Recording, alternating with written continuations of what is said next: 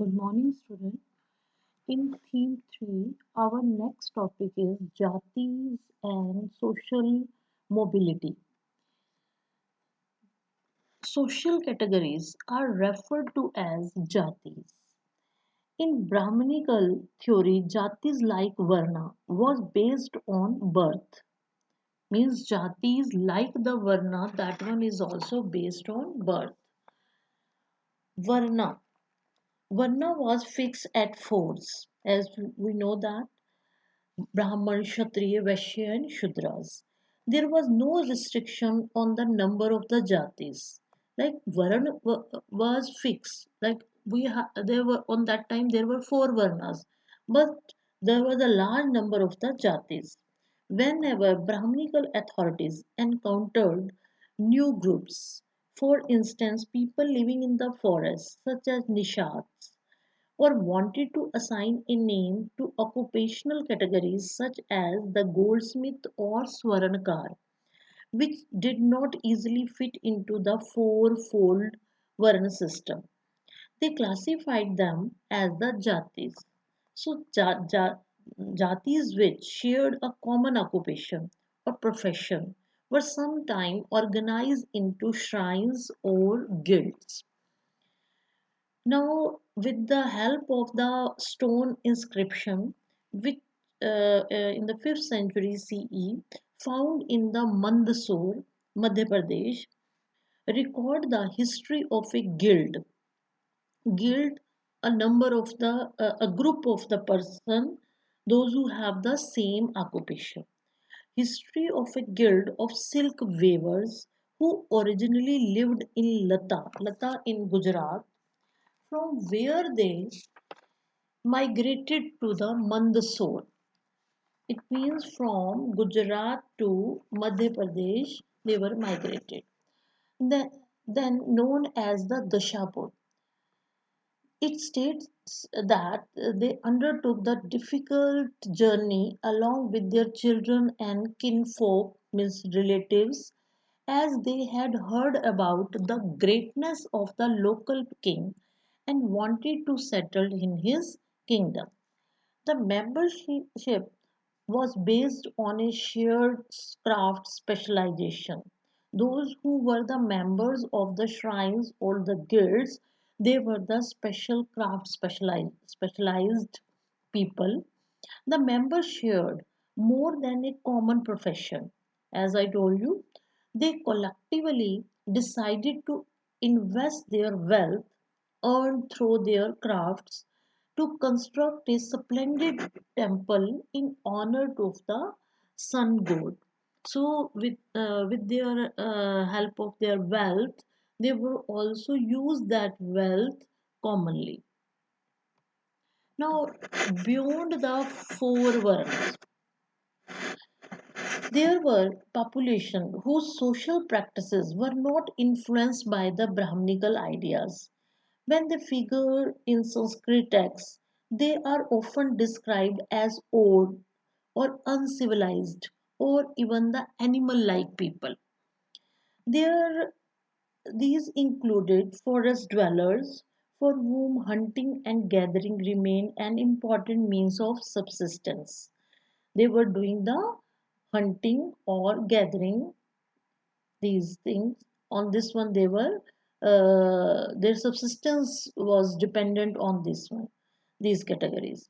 Now, categories such as these people were known as the nishads.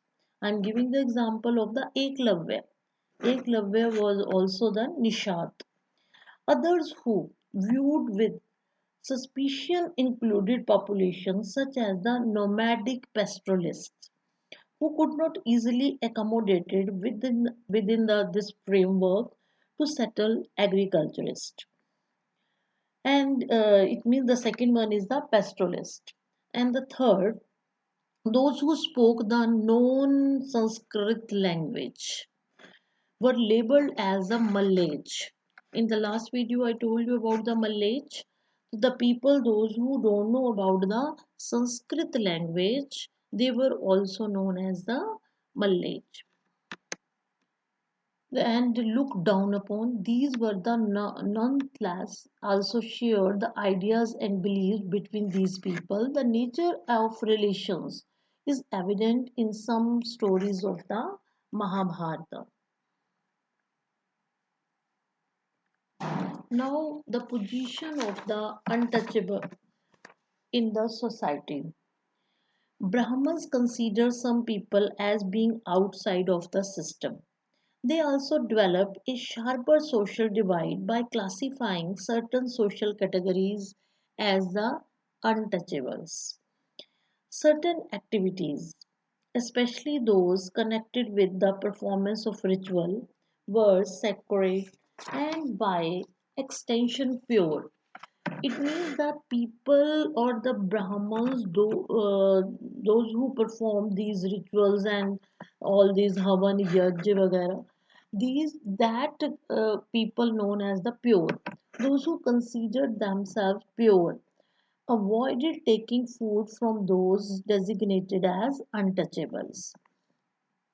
Some activities were regarded as particularly polluting, these including handling corpses and dead animals. Those who perform such tasks designated as the Chandals. So these people were known as the Chandals and were placed at the very bottom of the hierarchy. Their touch and in some cases even seeing them as regarded as polluting by those who claim to be at the top of the social order. So it means the Brahmins. Now the Manu Samritis laid down the duties of the Chandals. That which type of the duties, which type of the work had to be done by the by the Chandals on that time.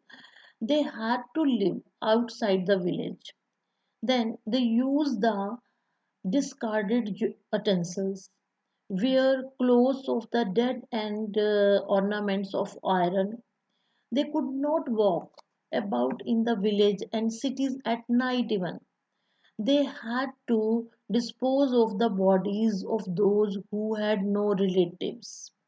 So all these activities they performed in the city. Now on that time Fayan in the 5th century CE wrote that untouchables had to sound a clapper in the street so that people could avoid seeing them. They clapped when they entered in the street, that nobody seeing them. Then the Hunsang in the 7th century observed the executioners and scavengers were forced to live outside the cities. Executioners सफाई करने वाले and scavengers same, they were forced to live in the outside of the city. Now our historians have tried to find out whether Chandal accepted the life of this degradation uh, as prescribed in the Shastras. Sometimes these depictions correspond with those in the Brahminical text, but occasionally they are hints of different social realities. So now our this topic is completed. Tomorrow we will start our next topic. Thank you.